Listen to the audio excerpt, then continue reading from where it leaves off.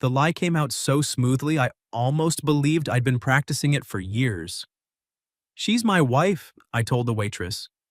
Across the booth, Marin Cole froze with a lemon wedge halfway to her iced tea. The waitress smiled, pen hovering over her pad. "That's sweet.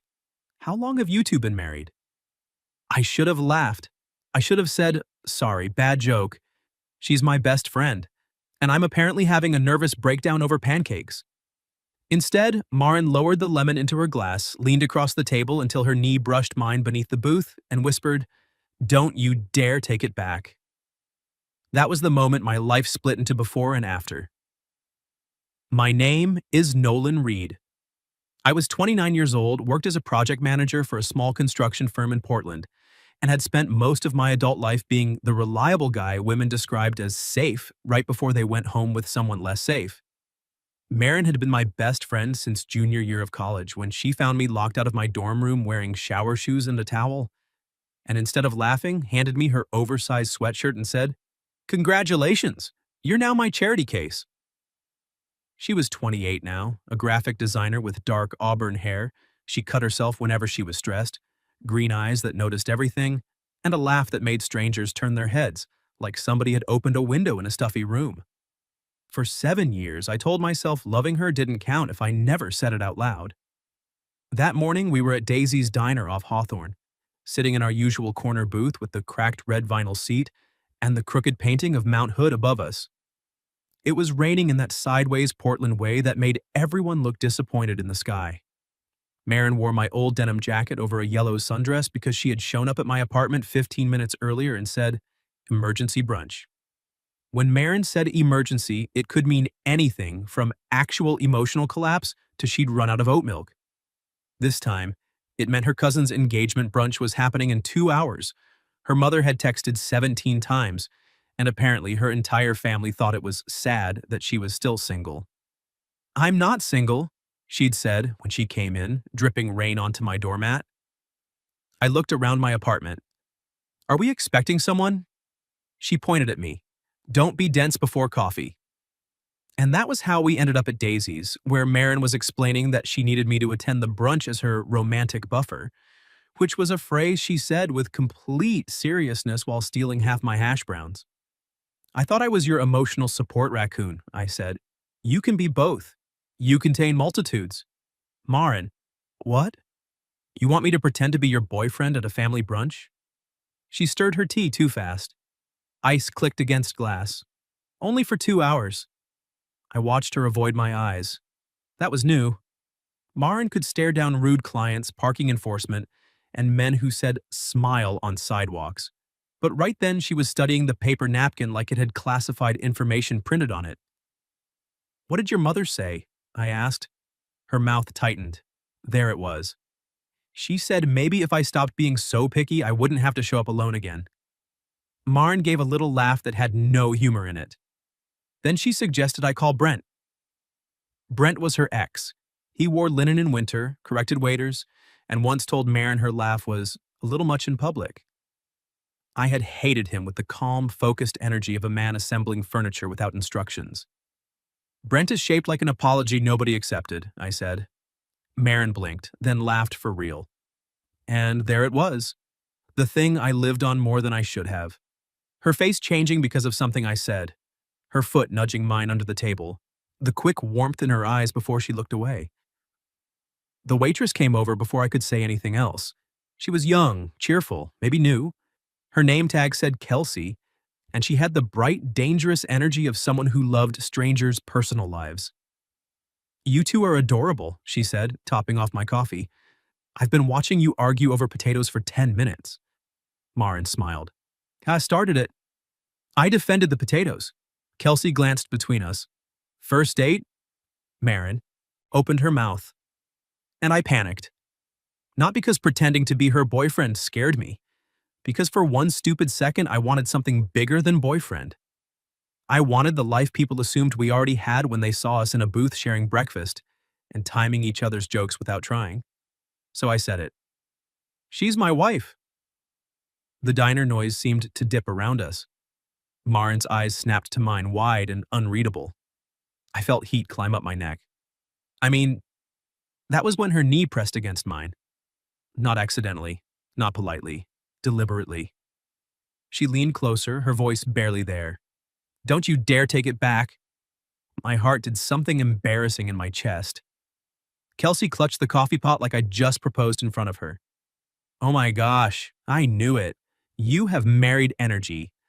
Marin looked at me, one eyebrow lifting. Married energy. If I survived this breakfast, those words were going to haunt me. 3 years, Marin said suddenly. I stared at her. She turned to Kelsey with a calm little smile. We've been married 3 years.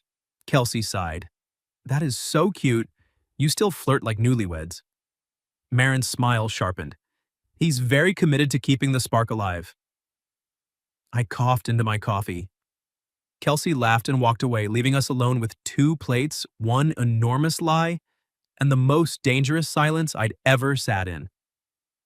Marin reached for my fork and took another bite of my hash browns. You're handling this well, I said.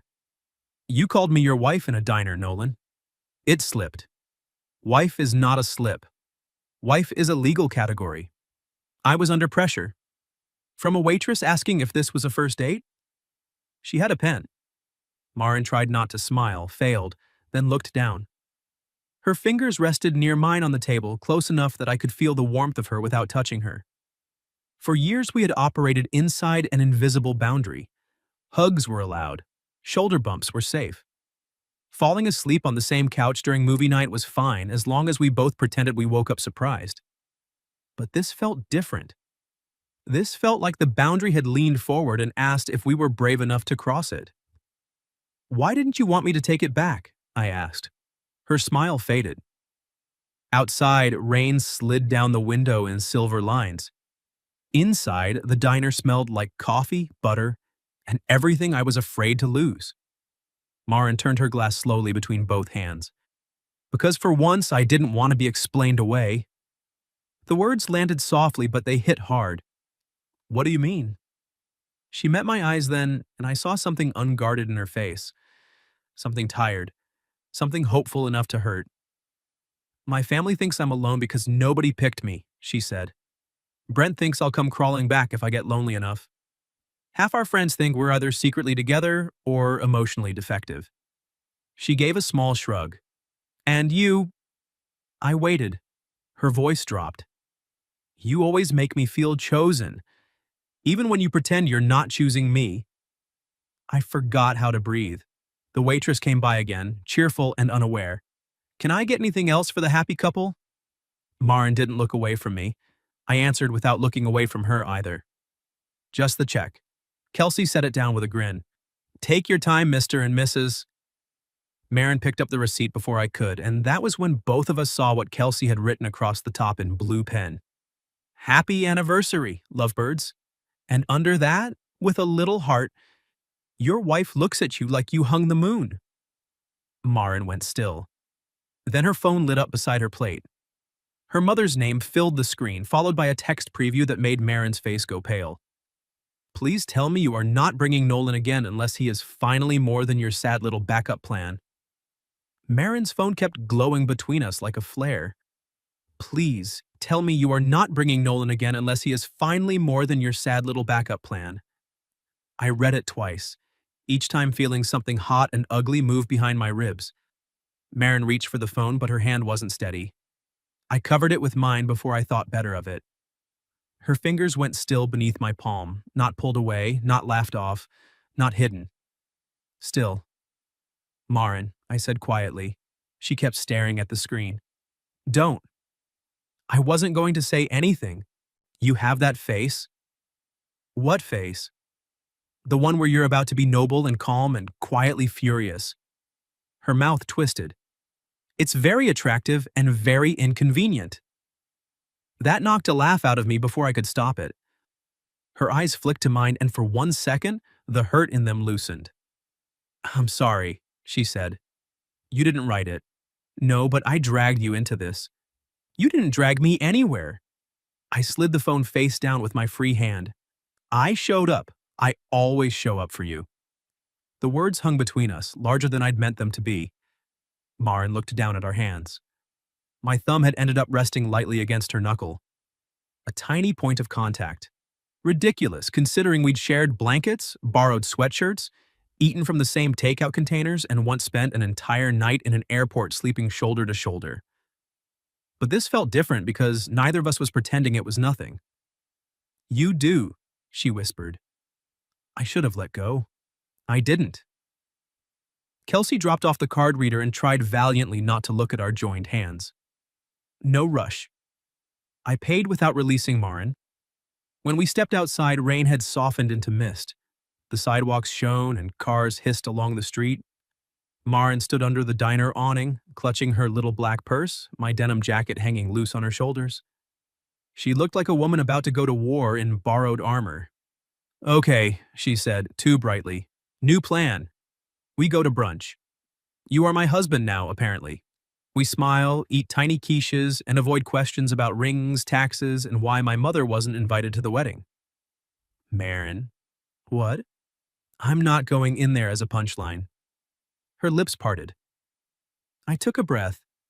If I'm your husband today, I'm not going to be the sad backup plan. I'm not going to stand beside you while people act like choosing me would be settling. Her eyes softened. Nolan. And I'm not going to act like choosing you is charity.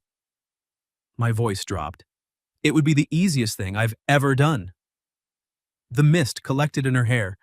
One auburn strand stuck to her cheek, and I had the absurd urge to tuck it back just to see if she'd let me.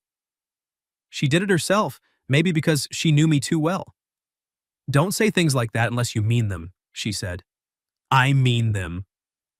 Her breath caught. For years, I'd imagined confessing in perfect conditions, maybe on a bridge at sunset, maybe after too much wine, maybe never, which had been the leading plan. Instead, I was on a wet sidewalk outside Daisy's diner with a receipt in my pocket that called her my wife. Marin stepped closer. "How much?" "What? How much do you mean it?" Her voice shook a little, but her chin lifted like she was daring me not to answer.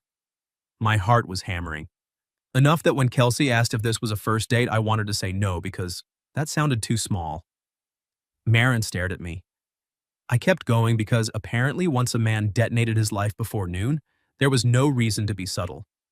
Enough that when I called you my wife, part of me thought, finally. Her eyes glistened. Not crying, not yet. But close enough to make me ache. "Nolan," she whispered, and my name in her mouth sounded like a door opening.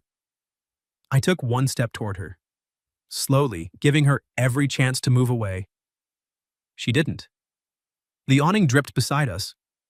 Someone passed with a grocery bag and an umbrella. The whole city kept going, rude and unaware, while Marin lifted her face to mine. "Are we doing this for brunch?" she asked softly. "Or are we doing this because we're cowards who needed a waitress to force our hand?" I smiled despite the thunder in my chest. "Probably both." That made her laugh, wet and breathless. Then she reached up, hooked 2 fingers in the front of my jacket, and pulled me down. Her kiss was not careful. It was warm and startled and a little angry, like she was mad at both of us for taking so long. I froze for half a second from sheer disbelief, and then my hand found her waist and hers slid up to the back of my neck. Marin made the smallest sound against my mouth. That was it. That was the end of me. I kissed her like I'd been saving up 7 years of restraint and had finally received permission to spend it all at once. She tasted like tea and lemon, and she fit against me with a familiarity that was almost worse than novelty, like my body had known all along and was relieved my brain had caught up. When we broke apart, we stayed close. Too close for friendship. Not close enough for me. Her eyes searched mine. "That was educational," I said. She laughed and pressed her forehead to my chest. "Idiot." "You're idiot?" She went still. I felt it. The question inside the joke. Then her arms slid around my waist under my open coat. Maybe. Maybe it was not yes, but it was not no. And from Marin, who had built entire fences out of sarcasm and survival, maybe sounded like a miracle. We drove to her aunt's house in my truck because Marin claimed she couldn't be trusted behind the wheel while emotionally concussed by kissing. She spent most of the ride twisting the hem of her dress. At a red light, I took her hand. She looked at our fingers, then at me. You're very committed to the role. This isn't the role. Her thumb brushed mine once. Good. The brunch was in Lake Oswego, in a house with white columns and windows big enough to judge you through. Cars lined the curved driveway. Through the glass front door, I could see people holding champagne flutes and wearing pastel colors with strategic smiles. Maren exhaled slowly. Hey, I turned off the engine. Look at me. She did. We don't have to go in. Yes, we do. No, I said. We really don't. I'll take you anywhere. Coast, bookstore. That weird waffle truck you pretend not to love. I do not pretend. You once called it a structural triumph of sugar. It is. I smiled, but she didn't. So I squeezed her hand. Maren, I meant what I said. I choose you. Not as a shield. Not because they're cruel, because it's you. Her face changed again, the way it had in the diner. Like something inside her was bracing and reaching at the same time. She leaned across the console and kissed me once, softer than before. Just a press of lips. A promise with trembling edges. Then she whispered, Then come choose me loudly. Inside, her mother spotted us before we made it 3 steps past the foyer. Celeste Cole was elegant in a cream pantsuit, with Maren's eyes and none of her warmth. Her gaze dropped to our joined hands, then lifted to my face. Nolan, she said. How nice. Maren didn't mention she was bringing you. Maren's hand tightened around mine. I waited for her to introduce me as her friend, her buffer, her raccoon. Instead, she moved closer until her shoulder brushed my arm. Mom, she said, voice clear, this is my husband. The room went silent, and this time I was the one who whispered, Don't you dare take it back. Celeste Cole blinked once, only once. That was her gift, I'd learned over the years. Other people reacted. Celeste recalculated. Your husband, she repeated. Maren's hand was still in mine, warm and damp and gripping like she'd either found courage or stolen mine. Yes, Maren said. A woman near the fireplace made a tiny choking sound into her mimosa. Somebody else whispered, Married? I stood beside Maren and felt the entire room aim itself at us. This was the part where I should have been terrified. Instead, all I could think about was the fact that Maren had said it. Not my fake husband. Not sort of. Not for today. This is my husband. And even if the words were built on a lie, the way she leaned into me was not. Celeste's smile appeared slowly. How unexpected.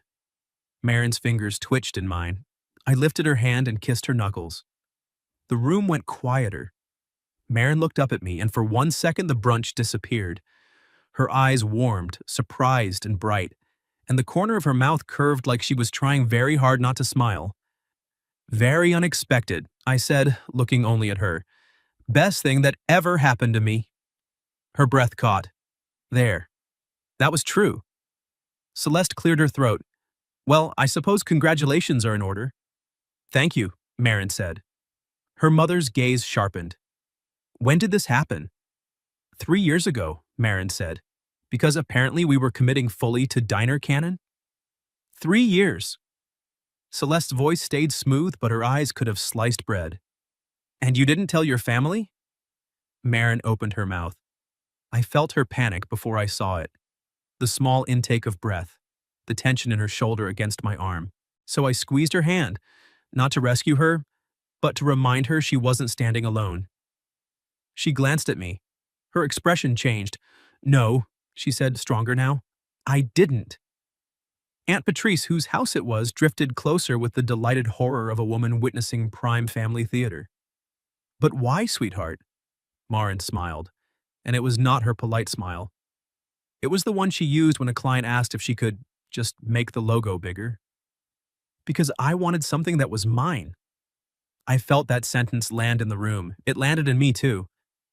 Celeste's smile thinned. Marriage is not usually a secret hobby, Maren.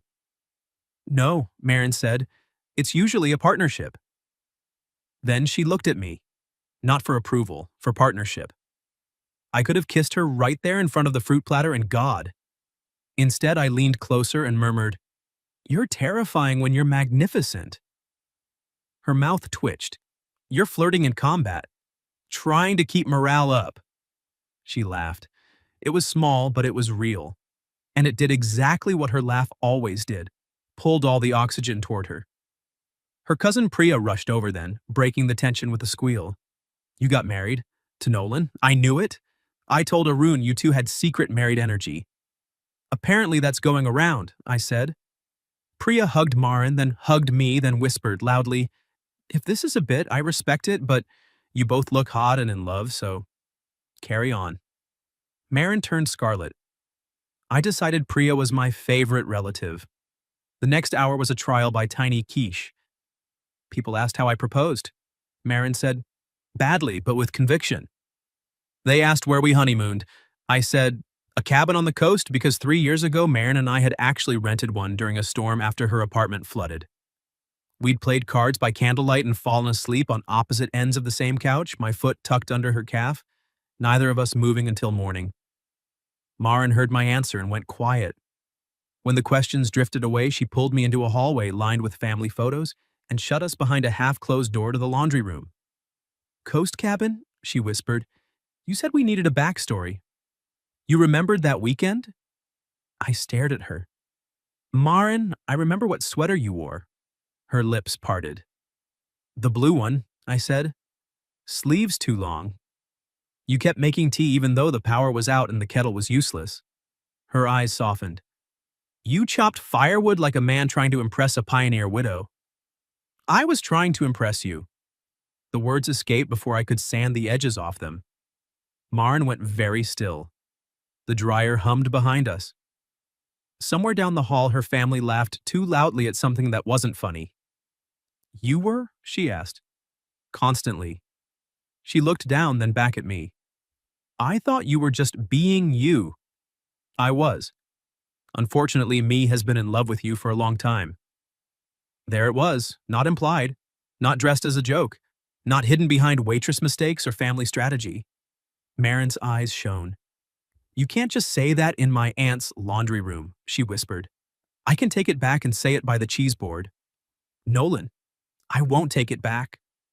Her expression trembled between laughter and tears, then she stepped into me.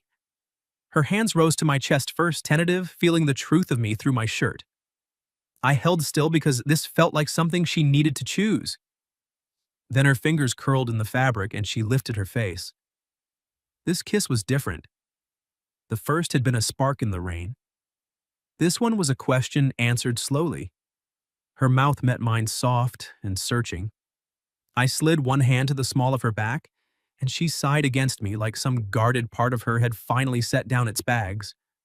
Her body fit against mine in the narrow space between washer and wall, and I had the dizzy thought that if someone opened the door, I would still not move first. When she pulled back, her forehead rested against my chin. "I don't know how to do this," she said. "Lie about being married? Be wanted without waiting for it to vanish." That broke me more than the text had. I cupped her face. "I'm not vanishing." "You don't know that." "I know me." She searched my face like she was looking for the seam in my certainty. "And I know you." I said, "You'll get scared and make jokes. I'll get scared and act useful. We'll probably ruin at least one dinner and 3 perfectly good conversations. But I'm not leaving just because it's complicated." Her lips curved faintly. "That was weirdly romantic." "I can do better. There may be laundry detergent affecting the acoustics." She laughed, then kissed me again, quick, grateful, hers. When we returned to the living room, her mother was waiting. Beside her stood Brent. Of course he was there. Cream sweater, expensive watch. Expression like he had ordered confidence online and paid for rush shipping. "Marin," he said, smiling as if I didn't exist. "Your mother thought you might want to see a familiar face." Marin's hand found mine immediately. I threaded our fingers together.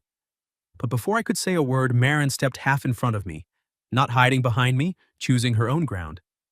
"Brent," she said evenly, "this is Nolan." His gaze dipped to our joined hands. "Yes," he said. "I remember your friend." Maren lifted her chin. My husband, she corrected. Brent laughed, not loudly, just enough to insult us both. Come on, Maren. His smile sharpened. You don't have to keep performing. We both know what this is. The old Maren might have snapped.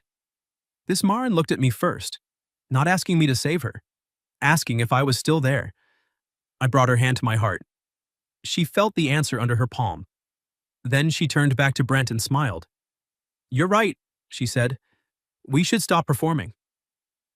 And before anyone could speak, she rose onto her toes and kissed me in front of everyone. Maren kissed me like she had something to prove, then forgot the proof and kept the kiss for herself. That was the only way I could explain it. At first, her mouth pressed to mine with theatrical certainty. A public answer. A beautiful, reckless correction in front of her mother, her ex, and a room full of relatives pretending not to stare. Then her fingers slid into my hair, the room disappeared. Her lips softened. Her breath caught against mine. My hand found her waist and I pulled her in by instinct, not enough to make a scene. Though, frankly, the scene had already filed paperwork and moved in, but enough that she knew I wasn't just receiving the kiss. I was choosing it. Choosing her. When she drew back, her cheeks were flushed and her eyes were dazed in a way that made my grip tighten gently at her waist. Someone dropped a fork. Priya whispered, "Oh, they are definitely married." Brent's expression had curdled. Celeste looked like she'd bitten into a lemon and planned to blame the lemon. Maren stayed close to me. There, she said, her voice slightly breathless. No performance. Brent gave a short laugh. That's convincing, really. Very passionate. You always did review affection like a restaurant, Maren said. I nearly choked. Her eyes flicked to mine, wicked and alive. There she was. My Maren. Except not mine in the old, silent, aching way. Mine because she had just reached for me with both hands in front of everyone who had ever made her feel hard to love. Brent stepped closer. Can we talk privately? No, Maren said. He blinked. No, he repeated, like the word was in a language he'd never bothered learning. She shook her head. No, I don't owe you privacy. I don't owe you closure. And I definitely don't owe you a chance to explain why I'm confused. Celeste's voice cut in. Maren, don't be dramatic. Maren flinched. It was tiny. Most people wouldn't have caught it. I did. But before I could speak, she squeezed my hand once. Her signal. Let me. Then she turned to her mother. I'm not being dramatic, she said. I'm being clear. There's a difference, though I understand why it's unfamiliar. Aunt Patrice made a noise that might have been a cough or applause. Celeste's mouth tightened. I only wanted what was best for you. No, Maren said softly. You wanted what looked best. The sentence changed the air. Maren's shoulders rose, then fell. She glanced at me and I gave her the smallest nod. Not permission. Faith. She continued. Nolan has been my best friend for 7 years.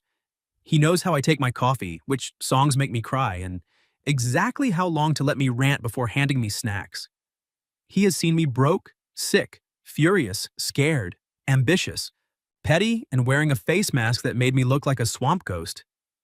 You were a very elegant swamp ghost, I murmured. Her lips twitched. Then she looked back at her mother. He has never once made me feel like I was too much. My chest went tight. Maren's voice wavered, but she didn't stop. If that makes him my backup plan to you, then you don't understand love nearly as well as you think you do. Silence. Brent looked annoyed. Celeste looked stunned. I looked at Maren like Kelsey's receipt had been an understatement. She looked at me then, and the courage in her face trembled. So I lifted her hand and kissed her palm, a private gesture in a public room. Her eyes filled. Brent muttered something under his breath and walked toward the patio doors. Celeste followed him with her gaze, then looked away first. For once, nobody chased him. Maren let out a shaky laugh. I think I just ruined cousin brunch.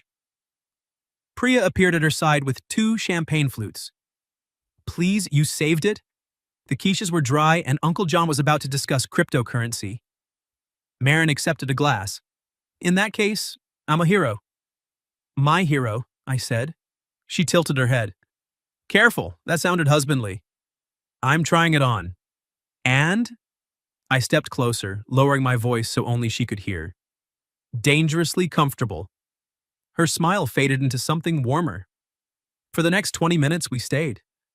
Not because we had to, but because Marin wanted to leave on her own terms. She talked to Priya. She hugged her aunt. She even accepted a stiff congratulations from Celeste, though her jaw tightened afterward. When we finally stepped outside, the rain had stopped. The world smelled clean, wet leaves, cold pavement, early spring. Marin made it halfway down the driveway before she turned to me and said, I need air. We are outside. Different air. So we walked. The neighborhood was quiet, all manicured lawns and dripping trees. She didn't let go of my hand. Every few steps, her thumb moved over mine like she was checking whether I was still real. Finally, she stopped beneath a maple tree. I have to tell you something, she said. My heart kicked once. Okay. She stared at our joined hands. When you called me your wife at the diner, I didn't want it because of my mother. I waited. I mean, yes, part of me wanted to borrow the word. Just for a morning. Just to feel like someone had picked me so completely nobody could argue with it. She swallowed. But mostly I wanted it because it was you saying it. The sidewalk blurred a little around the edges. Marin laughed nervously. Please say something before I climb into that hedge and start a new life. I stepped close and cupped her face with both hands. I love you. She closed her eyes. I love you, I said again, because the first time felt too small for 7 years. Not as my friend with confusing benefits. Not as my fake wife. Not because somebody else failed to see you properly. I love you because you're brilliant and ridiculous and brave. Because you steal my food and fix my terrible fonts. Because you make every room feel like the one place I wanted to be. A tear slipped down her cheek. I caught it with my thumb. I love you, she whispered. The words hit me so hard I forgot the sidewalk, the brunch, the lie, the years. She laughed through another tear. I have for a while, longer than is convenient. I kept waiting for it to go away. Did it? No. Her hands closed around my wrists. It got worse every time you remembered something small. I smiled helplessly. I remember everything. I know. She leaned into my touch. That was the problem. I kissed her beneath the maple tree. No audience. No strategy. No borrowed title. Just Marin lifting onto her toes, her hands sliding under my coat, her mouth opening softly under mine like she was done being careful. I held her like a vow I wasn't allowed to make yet, and she kissed me like maybe vows didn't start at an altar. Maybe they started with knowing. When we broke apart, she rested her forehead against mine. So, what are we doing? Dating, I said. Her eyebrows rose. Very traditional after telling 30 people we're married. We can be bold in reverse, she laughed. Dating, as in you ask me out? Yes. Properly? With alarming sincerity. Good. She brushed her nose against mine. Do it. Marin Cole, will you go on a date with me tonight? She pretended to think. I don't know. My husband might object. I'll fight him. He's tall. I'll negotiate. She grinned, then kissed the corner of my mouth. Yes, Nolan Reed. I'll go on a date with you. We stood there smiling like idiots until her phone buzzed. She checked it, and her expression shifted. Not fear this time, but something wary. What? I asked. She turned the screen toward me. A message from Celeste. If this marriage is real, come to Sunday dinner tomorrow, both of you. No more secrets. Marin looked up at me. Then, to my surprise, she smiled. Well, she said, slipping her hand back into mine, our first date better be good. Apparently we're meeting the in-laws.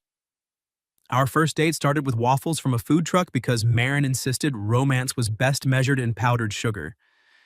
This is not what I pictured for us, I said, standing beside her under a striped awning while she balanced a paper tray like it contained diamonds. She looked up at me. You pictured us? I should have learned by then that honesty, once invited in, had a way of taking over the room. All the time, I said. Her teasing smile softened. Rain tapped lightly on the awning. Her shoulder brushed mine. Neither of us moved away. "What did you picture?" she asked. I wiped a dot of whipped cream from the corner of her mouth with my thumb, then realized what I'd done. Maren went still. So did I. Then she caught my wrist and kissed my thumb. My entire body forgot how sidewalks worked. "I pictured," I said carefully, "less chance of syrup on my shoes." She laughed, but her fingers stayed around my wrist. "Coward?" "Yes." "Try again." So I did. "I pictured walking with you without pretending I wasn't trying to match my pace to yours. I pictured kissing you in places I already loved, so they'd belong to us after. I pictured waking up and calling you first, then realizing you were already there." Her eyes shone in the food truck lights. "That one," she whispered. "Keep that one." I leaned down and kissed her, slow and sweet, with waffle steam curling around us and powdered sugar on her fingertips. It was not dramatic. Nobody gasped. No one dropped a fork. It was better. It felt like the beginning we'd been late to. The next evening, we went to Celeste's. Maren wore black jeans, boots, and the yellow sweater I knew she used as emotional armor. I wore a button-down she'd chosen because, in her words, if we're going to confess fraud, at least look trustworthy. "We are not confessing fraud," I said as we sat in my truck outside her mother's townhouse. "We told approximately 40 people we've been married for 3 years." "Fine, light fraud." She laughed, then went quiet. I reached for her hand. "We can tell the truth and still not give them permission to shrink us." Maren looked at me. "You make things sound possible." "They are." "You're annoyingly good at being steady." "I've been practicing, mostly around you." She leaned across the console and kissed me once. "Then let's go disappoint my mother with integrity." Dinner was painfully polite for exactly 12 minutes. Celeste served roast chicken, asked about my job, complimented Maren's sweater, and did not mention marriage until dessert. Then she set down her fork and looked at us across the table. "I checked county records," she said. Maren's hand tightened under the table. I held it. Celeste continued, "There is no marriage license." Silence spread across the dining room. Maren took a breath. I felt her fear, but I also felt something stronger. Her fingers threaded through mine, not hiding. "No," she said, "there isn't." Celeste's face hardened with disappointment. "And before you say anything," Maren continued, "I know lying wasn't mature. I know it embarrassed you. But you should know why I let it happen."